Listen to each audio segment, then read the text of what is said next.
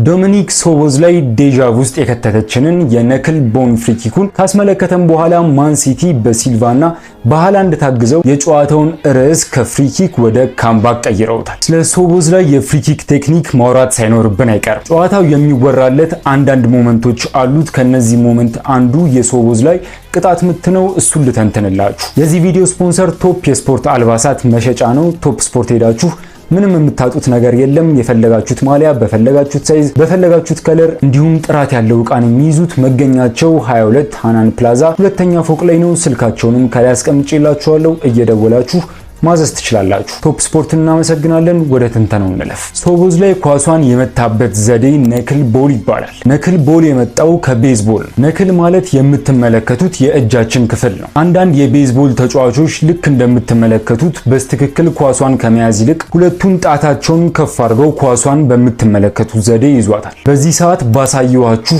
በነክላቸው ኳሷን ለመወርወር ይመቻቸዋል። ያን በሚያደርጉበት ሰዓት እንደምታዩት ኳሷ አየር ላይ አቅጣጫ እየቀየረች ነው የምትሄደው። ይህንን ሳይንስ ነው ወደ እግር ኳስ ያመጡት። በእግር ኳስ ተጫዋቾችን ስንገልጽ ደጋግመን የምንጠቀመው አንድ አባባል አለ። ይህ ተጫዋች ከባድ የሚመስልን ነገር አቅልሎ ነው የሚከውነው፣ ኳስ እግሩ ላይ ትቀላለች እንላለን። ተጫዋቾች ግን ለኛ ከባድ መስሎ የሚታየንን ነገር ቀለል አድርገው የሚከውኑት መቼስ አስማተኛ ሆኖ አይደለም። ኢትስ ኦል አባውት ቴክኒክ። በቃ በተገቢው ቦታ አስፈላጊውን ቴክኒክ ይጠቀማሉ። ለምሳሌ ኳስ ወደ ላሚን ስትሄድ ምን ሊያደርገው ይችላል ብለን ስንገምት ድሪብል ሊያደርግ ነው የሚመስለው። ያለውም አማራጭ ያ እንደሆነ ነው የሚሰማን። በምትመለከቱት ፓሲንግ ሌን ፓስ ያደርጋል እንዳትሉ ያን ለማድረግ አቋቋሙ ላይ የተወሰነ ማሻሻያ ያስፈልጋል። በዚህ መሃል ግን ብዙዎቻችን የማንጠብቀውን የሱ ሌላኛው መታወቂያ የሆነችውን ትሪቬላ ፓሱን ያደርጋል። አስተውሉ። ኳሷ ገና እዚህ ጋር እየነበረች ግን ለራፊኒያ ክሮስ ያደርጋል ብሎ ማሰብ ከባድ ነበር የሚመስለው። ልክ ትሪቬላውን ሲያደርግ ግን ሁሉንም ነገር ቀላል አስመሰለው።